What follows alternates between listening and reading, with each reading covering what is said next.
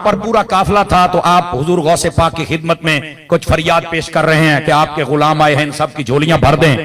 تو کئی جو یتیم العلم ہے نا، سمجھ رہے میری بات کی ہے، یزید الفکر ہے، یہ جو کیڑے مکوڑے ہیں یہ کہہ رہے ہیں دیکھا ہوئی ہوئی ہوئی ہوئی ہوئی یہ تو جناب ولیوں سے مانگ رہے ہیں، ہوئی ہوئی ہوئی اللہ سے مانگنا چاہیے تھا.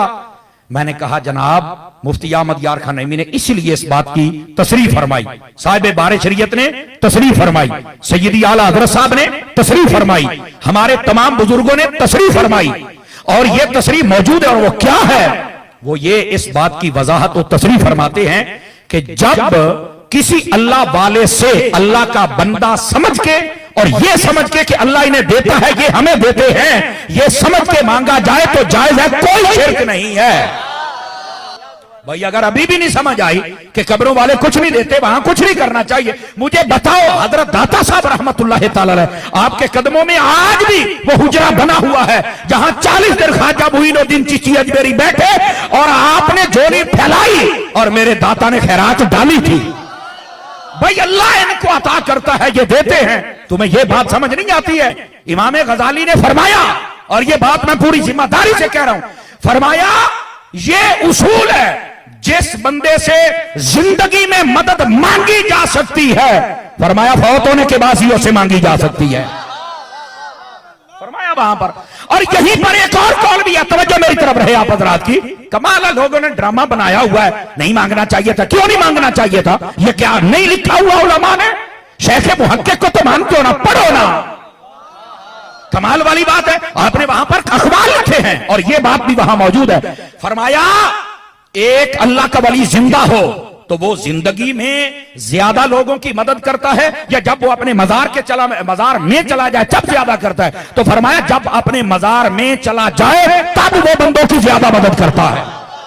یا حضور مولا غریب نواز، یہ تمام غلامان غلام آپ کی بارگاہ میں حاضر ہیں، یہ آپ کے نام لیوا، آپ کے چاہنے والے ہیں. حضور آپ کے نام پاک سے آپ کے غلاموں کی عزت و خدمت کرتے ہیں، ان کی حاضری قبول فرمائیے. یہ جو بھی التجائیں لے کے آپ کی بارگاہ میں حاضر ہیں، ان کی تمام التجاؤں کو پورا فرمائیے. خود غوث پاک نے فرمایا زمین کا بیلنس قائم ہے عبدالقادر کی وجہ سے. زمین میں یہ جانوروں کے تھنوں میں جو دودھ ہوتے ہیں یہ عبدالقادر کی وجہ سے ہوتے ہیں. فرمایا غوث اعظم سرکار زمین پر جو بچے شفا پاتے ہیں یہ عبدالقادر کی وجہ سے. فرماتے ہیں غوث پاک بتا دو دنیا والوں سے جس کو خدا کہیں یاد نہ آئے عبدالقادر کے جلسے میں آ جائے. فرماتے ہیں غوث پاک جس نے نہ دیکھا مدینے والے کو عبدالقادر کو دیکھ لے. فرماتے ہیں حضور غوث اعظم سرکار جس کو تمنا ہو کعبہ دیکھنے کی عبدالقادر کا روضہ دیکھ لے، دربار دیکھ لے. اب مجھے بتائیں کہ اگر کوئی شخص کہتا ہے کہ اے اللہ تجھے نبی صلی اللہ علیہ وآلہ وسلم کی عظمت اور ان کی شان جو تیری بارگاہ میں مقبولیت ہے اس کا واسطہ پیش کرتا ہوں کہ میرا فلاں کام کر دے، تو اس جملے میں وہ رسول اللہ کو تو مدد کے لیے نہیں پکار رہا ہوگا، اللہ کو پکار رہا ہوگا. اسی طریقے سے اگر کوئی کہتا ہے کہ اے اللہ مولا علی رضی اللہ تعالیٰ عنہ علیہ السلام کو جو تو نے مرتبہ دیا ہے میں اس کا وسیلہ تیری بارگاہ میں پیش کرتا ہوں کہ تو میرا یہ مسئلہ حل کر دے، تو اس میں وہ مولا علی کو تو نہیں مدد کے لیے پکار رہا. اب جب ہم کہتے ہیں آپ یا رسول اللہ مدد یا علی مدد یا شیخ عبدالقادر جیلانی مدد کیوں کہتے ہیں؟ وہ کہتے ہیں جی ہم تو توسل اختیار کرتے ہیں، تو ہمیں توسل میں اور استعانت میں، وسیلے میں اور استمداد میں فرق نہیں آتا. آپ ڈائریکٹ کہہ رہے ہوتے ہیں غوث پاک آپ کے گناہگار مرید آئے ہیں. غوث پاک آپ نے اپنے در پر آنے والوں کو سب کو نوازا. یہ دور دور سے آپ کے فقیر، آپ کے مرید، آپ سے محبت کرنے والے آئے ہیں. آج آپ کے عرس کی رات ہے، کسے خالی نہ لوٹائیے، سب کی جھولیاں بھر دیجیے. غوث اعظم بمن پہ سر و ساما مدد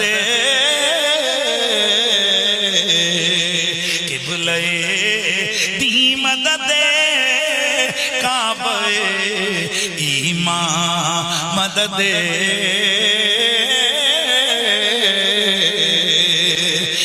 یا رسول اللہ انظر حالنا یا حبیب اللہ اسما قالنا اننی فی بحر غم مغرق خذ یدی ساحل لنا اشکا لنا. اب آپ نے اس کی ڈیفینیشن بدل لی ہے کہ علی مدد کا مطلب یہ نہیں ہے کہ علی ہماری مدد کرے گا، بلکہ یہ ہمارا عقیدہ ہے کہ ہماری بات مولا علی تک پہنچے گی، مولا علی اللہ کے حضور سفارش کریں گے اور اللہ ہماری مصیبت حل کرے گا. اور سر اس کو یا علی مدد نہیں کہتے، اسے کہتے ہیں اللہ تجھے علی کا وسیلہ، علی کا واسطہ. اب دو چیزوں کو یہ مکس کر رہے ہیں. ہم نے اس طرح کے وسیلوں کے اوپر کبھی بھی فتویٰ نہیں لگایا، لیکن جب آپ استعانت اور استمداد ڈائریکٹ شروع کر دیتے ہیں تو پھر ہم آپ کو کہیں گے کہ آپ یہ جو تعلیمات امت کے اندر پھیلا رہے ہیں یہ کتاب و سنت کی تعلیمات کے 100% منافی ہیں، اور کتاب و سنت میں بالکل اس کی کوئی گنجائش نہیں ہے. اب آپ لاکھ بہانے کریں کہ نہیں جی نہیں، اصل مطلب یہ ہوتا ہے، بیچ میں یہ ہوتا ہے، اوپر سے یہ نظر آ رہا ہوتا ہے. سر عقیدہ جو ہے نا وہ قطعی الدلالہ ہونا چاہیے. یہ نہیں ہے کہ سامنے آپ نے پوسٹر کوئی اور لگایا ہوا ہے اور اندر آپ کوئی اور چیز. اگر کوئی شخص شراب کی بوتل کے بعد روح افزا یا جام شیریں یا نورس لکھ دیتا ہے تو لکھتا رہے، اندر تو جو چیز ہے وہی موجود ہے. تو یہ ان کے جھوٹے طریقے ہوتے ہیں جس کے ذریعے لوگوں کو دھوکہ دینے کی کوشش کرتے ہیں. تو میں ان سے ریکویسٹ کروں گا کہ اللہ سے ڈریں اور استعانت کو، استمداد کو وسیلے اور توسل کے ساتھ مکس نہ کریں. اور اس کو آپ ایک عام فہم زبان میں سمجھ لیں. ہمیں اس بات سے کوئی جھگڑا نہیں ہے کہ مولا علی کو اختیار ہے یا نہیں ہے، شیخ عبد القادر جیلانی رحمۃ اللہ علیہ کو اختیار ہے یا نہیں ہے. ہمارا جھگڑا یہ ہے کہ اگر ان ہستیوں کو اختیار اللہ نے دیا بھی ہو تب بھی ان کو نہیں پکار سکتے مدد کے لیے. مدد کے لیے وہ پکاریں جتنا مرضی، لبیک یا رسول اللہ کہیں، آپ لبیک یا حسین کہیں، محبت کا اظہار کریں، کوئی مسئلہ نہیں ہے. مدد کے لیے نہ پکاریں جو سامنے آپ کے موجود نہیں ہے. پھر آپ ایاک نعبد و ایاک نستعین کی وائلیشن کریں گے. اس کو مثال سے سمجھیں. بارش کون برساتا ہے؟ اللہ. ڈیوٹی کس کی ہے؟ فرشتوں کی. لیکن اگر ہم بارش فرشتوں سے مانگیں گے شرک ہو جائے گا. سر آپ لاکھ کہتے ہیں ڈیوٹی لگائی ہوئی ہے، کوئی مسلمان کبھی کسی فرشتے سے نہیں بارش مانگتا. اور سر اگر آپ اسباب کے اوپر آتے ہیں تو سب سے بڑا مشکل کشا اسباب میں تو سورج ہے. سورج ختم ہو جائے تو زمین پہ زندگی ختم ہو جائے. دنیا میں موسموں کا بدلنا، پودوں کا اپنی خوراک تیار کرنا، اس خوراک کو جانوروں کا کھانا، پودوں کی اپنی زندگی، ہماری زندگی ساری ڈیپینڈنٹ ہے سورج کے اوپر. تو کوئی کہتا ہے المدد یا سورج میری مدد فرما، تو یہ جھگڑا ہی نہیں ہے. اگر اختیار ہو تب بھی کیا فرق پڑتا ہے؟ او جی غیر اللہ سے مدد کیا ممکن ہے؟ قرآن میں آیا جی وَاسْتَعِينُوا بِالصَّبْرِ وَالصَّلَاةِ، نماز اور صبر کے ذریعے مدد چاہو. کس کی؟ اللہ کی. یا یہ کہو کہ المدد یا نماز میری مدد فرما، المدد یا صبر میری مدد فرما. نہیں. اسی آیت کے اندر آگے جا کے آتا ہے، اسی آیت میں ان اللہ مع الصابرین، بے شک اللہ تعالیٰ صبر کرنے والوں کے ساتھ ہے. تو صبر اور نماز کے ذریعے بھی اللہ کی مدد مانگنی ہے. ظاہری اسباب آپ اختیار کریں. یہ بیٹھے میں ان کو کہتا ہوں مجھے پانی پلا دے، ٹھیک ہے، ظاہری سبب ہے، قرآن میں حکم ہے وَتَعَاوَنُوا عَلَى الْبِرِّ وَالتَّقْوَى وَلَا تَعَاوَنُوا عَلَى الْإِثْمِ وَالْعُدْوَانِ، نیکی اور پرہیزگاری کے کاموں میں ایک دوسرے کی مدد کرو، برائی میں الگ رہو. ظاہری اسباب تو حکم ہے ہم اس کے اوپر کہ اس کو اڈاپٹ کرنا ہے. لیکن یہی بندہ سامنے موجود نہ ہو، یہ بغداد میں ہو، وہاں بھی قبر کے اندر ہو، اور میں کہوں جی مجھے پانی پلا دو، تو اب وہی بات، وہی جملہ صرف فریم آف ریفرنس بدلنے سے ایاک نستعین کی وائلیشن ہو جائے گی. یہ پروٹوکول اللہ ہی کا ہے کہ آپ دعا میں صرف اللہ ہی کو پکار سکتے ہیں، اللہ کے سوا کسی کو نہیں پکار سکتے. یہ کلیئر کٹ مسئلہ ہے، یہ بہت سینسٹیو ٹاپک ہے. میں اس کے اوپر اتنے دلائل میں نے رکھے ہوئے ہیں جو میں نے ڈسکس کیے ہیں مسئلہ نمبر 3 کے اندر اور ریسرچ پیپر نمبر 3 کے اندر. دعا صرف اللہ ہی سے، جسے شوق ہے تو اسے دیکھے. آ چکے ایک اسپیسیفکلی یہ سوال سیدنا عثمان ابن حنیف رضی اللہ تعالیٰ عنہ کی حدیث سے متعلق ہوا جس کی انہوں نے غلط انٹرپریٹیشن کی. یہ حدیث صرف اور صرف وسیلہ اور توسل سے ریلیٹڈ تھی. اس میں کوئی استعانت، استمداد کچھ ثابت نہیں ہوتا. کوئی گھسیٹ کے بھی کرنے کی کوشش کرے. یہ حدیث جامعہ ترمذی میں بھی موجود ہے، یہ حدیث سنن ابن ماجہ میں بھی موجود ہے، اور یہ حدیث مشکات المصابیح میں دوسری جلد کے اندر دعاؤں والے چیپٹر کے اندر ہے کہ نبی علیہ السلام نے ایک دعا تعلیم کی ایک صحابی کو. یہ مشکات المصابیح میرے ٹیبل پہ رکھی ہوتی ہے. اس کی دوسری جلد میں اگر آپ آئیں تو جامع دعاؤں کا بیان، اس کی جو تیسری فصل ہے اس میں انٹرنیشنل نمبر کے مطابق مشکات میں 2495 ہے، ترمذی میں یہ ہے 3578 اور سنن ابن ماجہ میں یہ حدیث موجود ہے۔ یہ حدیث کچھ یوں ہے کہ سیدنا عثمان ابن حنیف رضی اللہ تعالیٰ عنہ کہتے ہیں کہ ایک نابینا شخص نبی علیہ السلام کے پاس حاضر ہوا اور کہا یا رسول اللہ صلی اللہ علیہ وآلہ وسلم آپ میرے لیے دعا کریں کہ میری بینائی واپس آ جائے۔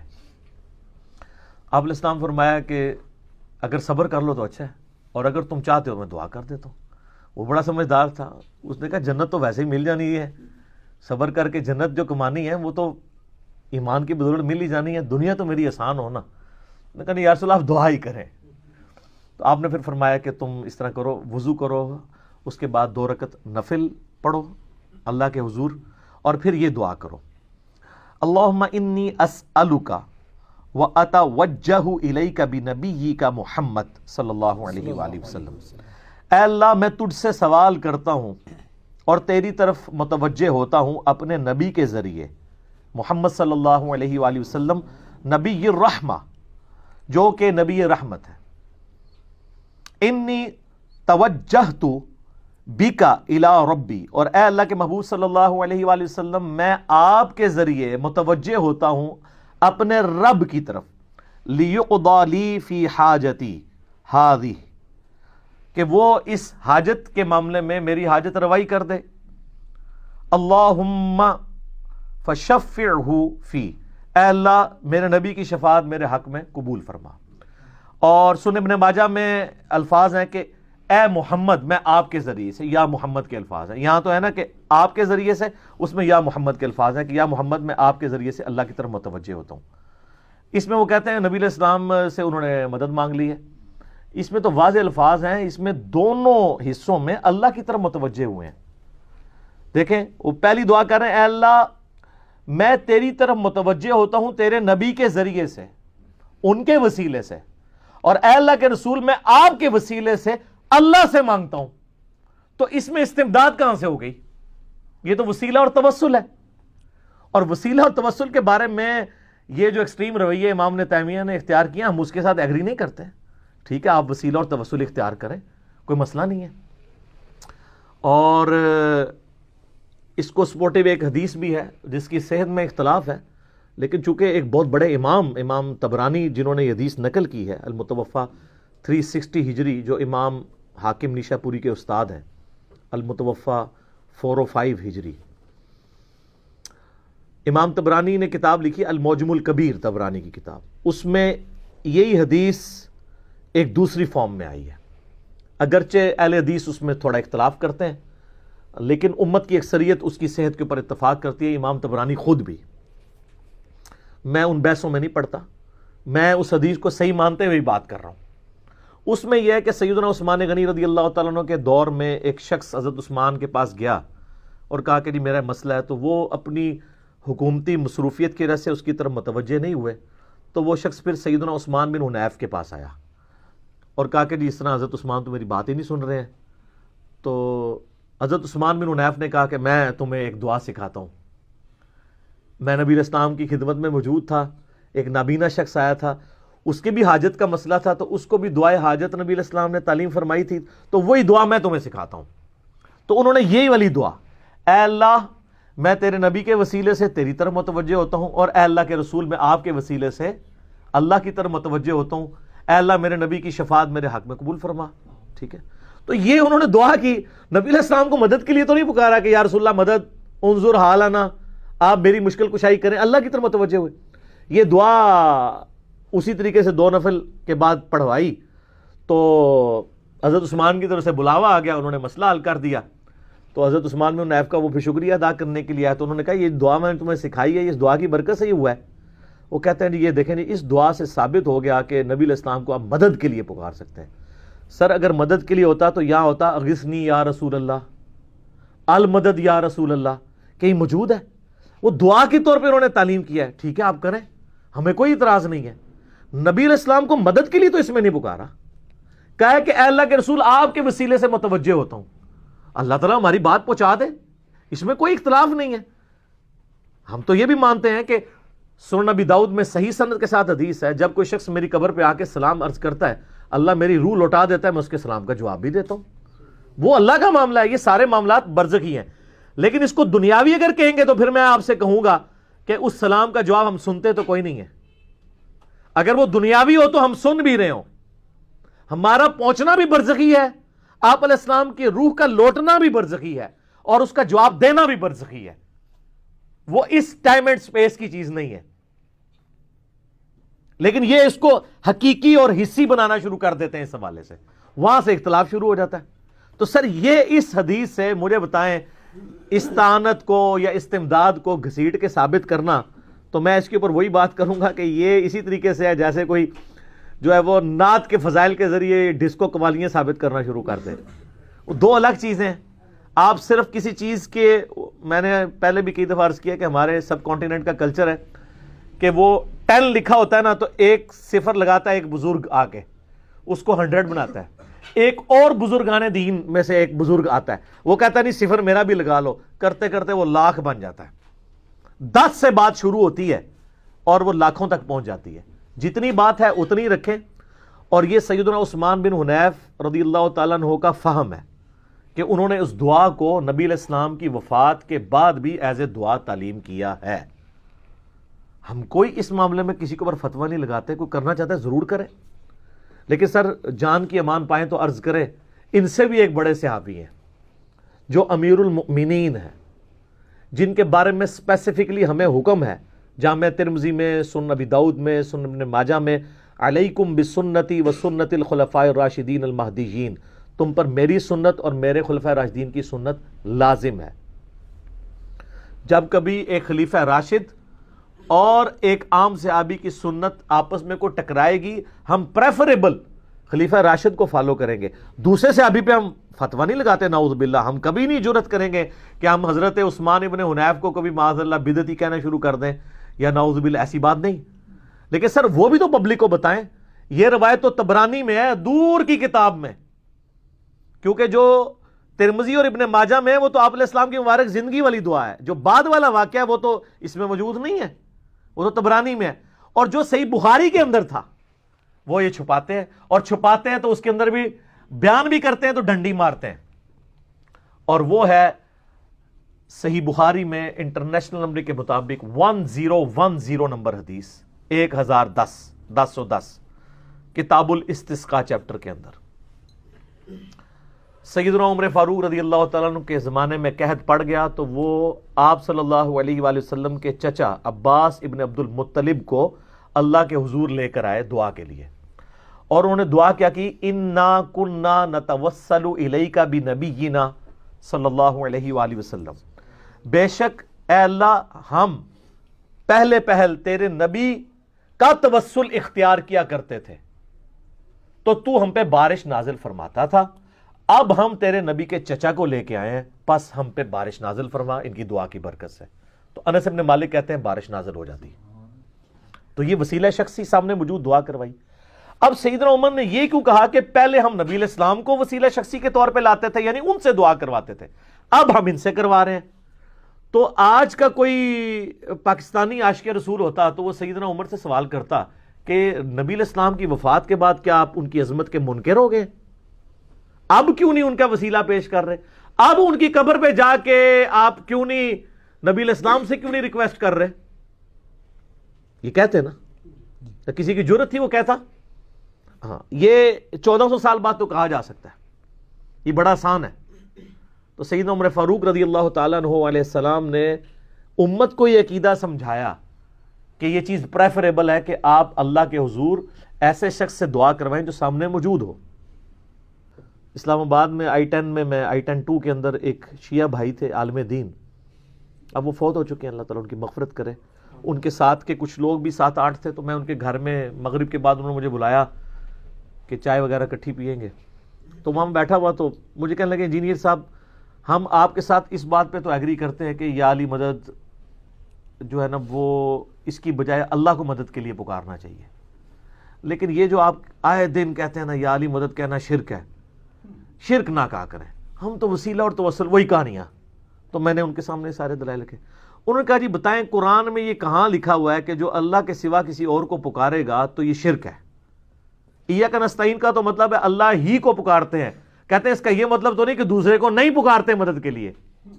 پکارنا تو کوئی ایشو نہیں ہے, پکاریں آپ بے شک, لبیک یا حسین بھی کہیں, المدد یا حسین کہنے سے ہمیں اختلاف ہے. تو میں نے کہا جی قرآن میں ایک آیت ہے, آپ قرآن لے کے آئیں اور یہاں پہ جتنے لوگ بیٹھے ہیں یہ فیصلہ کریں گے جو میں اس کا فہم بیان کر رہا ہوں. ترجمہ بے شک آپ خود کر لیجئے گا, ان کو عربی آتی تھی, فارسی بھی آتی تھی, انگلش بھی, اردو بھی. تو کہنے لگے کون سی آیت ہے؟ میں نے کہا جی آپ پارہ نمبر 20, میں نے ان کے سامنے قرآن وہیں پہ منگوایا, میں نے کہا پارہ نمبر 20 کھولیں. پارہ نمبر 20 کے پہلے صفحے کے اوپر اللہ تعالیٰ نے سورہ النمل کی آیت نمبر ہے 62, اعوذ باللہ من الشیطان الرجیم, بسم اللہ الرحمن الرحیم. امن یجیب المضطر اذا دعاہ, بھلا بتاؤ تو کون ہے جو اضطراب اور پریشانی میں گھرے ہوئے شخص کی فریاد کو سنتا ہے جب وہ شخص اس کو پکارے.